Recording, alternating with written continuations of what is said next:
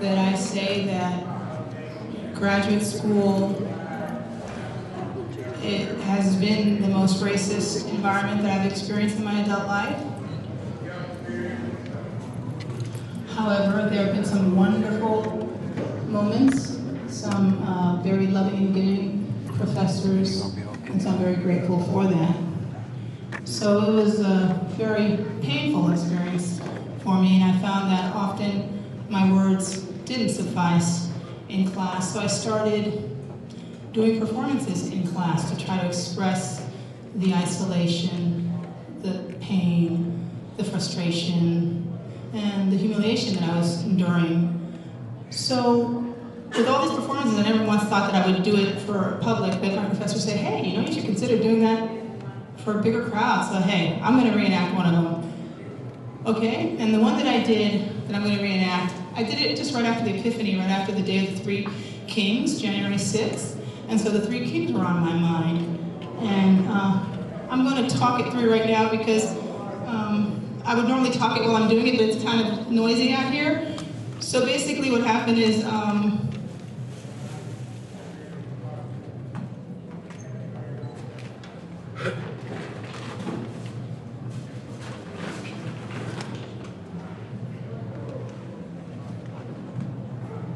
in the 4 semesters, every single author that I was made to read was a white male, except for one, a white woman.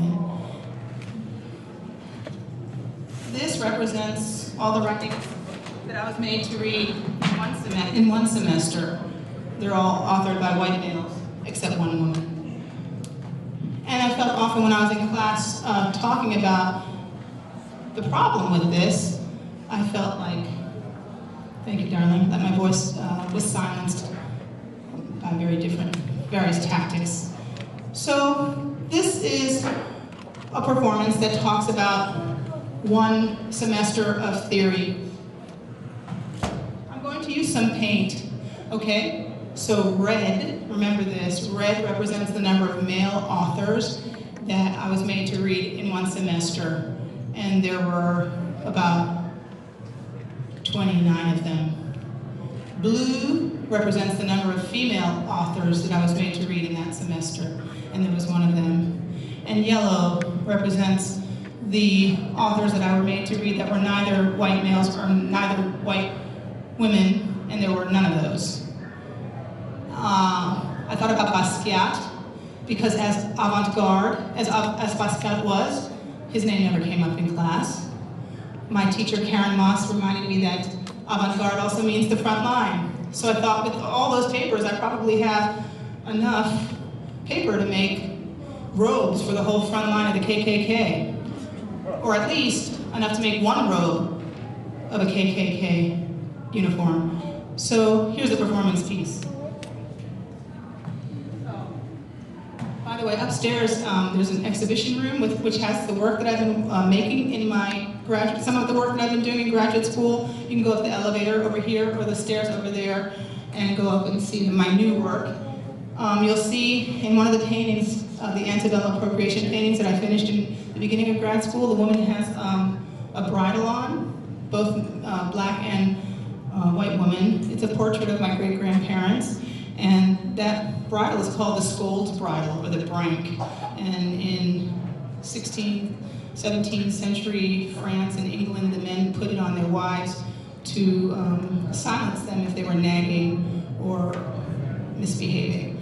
So I thought that, I wish I had a brank that I could stuff all the books that I like to read, Franz Fanon, Bell Hooks, etc. But I don't have one, so I'm going to make a brank to silence myself out of what I have, which is a rope. So I'm going to pass out some books that I read that unfortunately we were not made to read in grad school. So why don't you grab a book and pass it around? Grab a book and pass it around. Come on.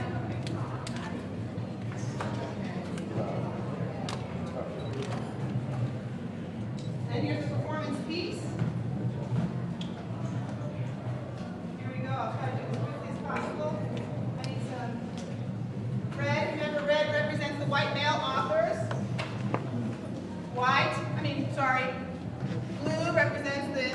white women authors. Yellow represents everybody else. Yes.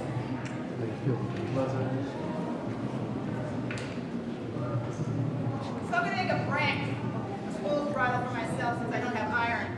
This is what I did. This is how I felt in class.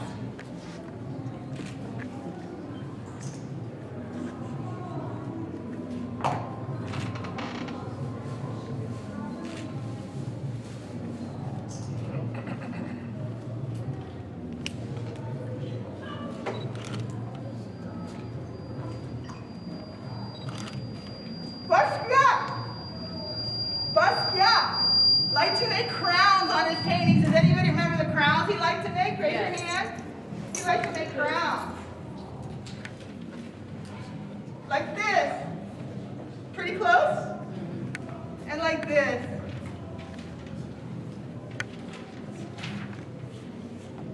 And like this.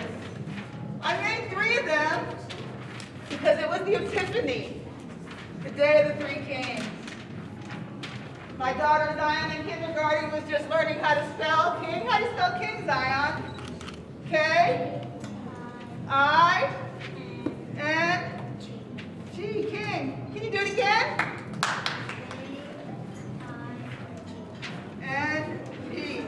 And one more because there were 3 kings on January 6th who came to visit the Christ child. One more time, Zion. K, I, N, G. Now I'm going to put a stroke for every white male author that I was made to read last semester in red. Y'all can count with me. There are 28 of them. Ready? Let's go. Count. 1, 2, 3, 4, 5, 6, 7, 8, 9, 10.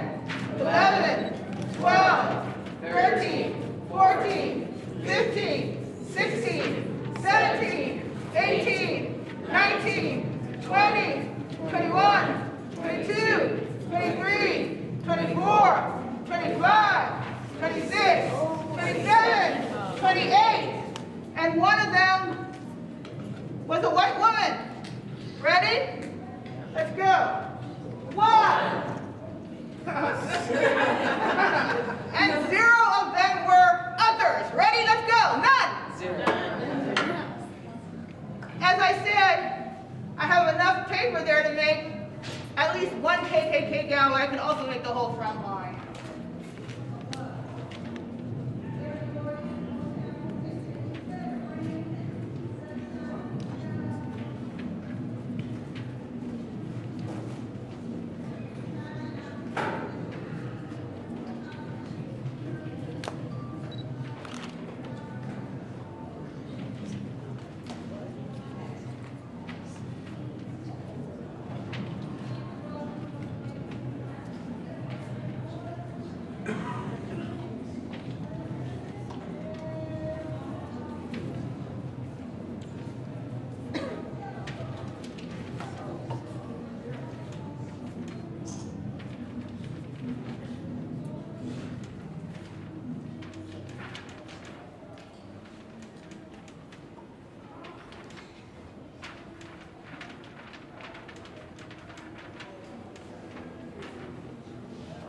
Thank you.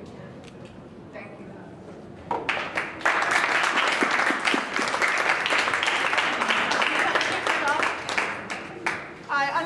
When I did this in one class, I accidentally almost choked myself taking this thing off. Didn't want to kill myself for my art. Oh, okay. So that's not all the heavy stuff. Now we're going to get some light stuff. Oh, this is working? Okay, so that's one of the handful of performances for just one class. So now we're going to take it to some lighter fun stuff. Dominique Labat, the princess of our family's church, St. Bridget. I knew this woman. I petted her when she was in her mom, patted her when she was in her mom's belly. Where's Mom? Ann? There she is. She comes from a great family. Her mother's a singer, her dad's a drummer. She's only 19 years old. She's a great visual artist, and she's a fantastic praise dancer. She's going to do a praise dance for us. So I'm going to move some of this stuff aside. Dominique Labat.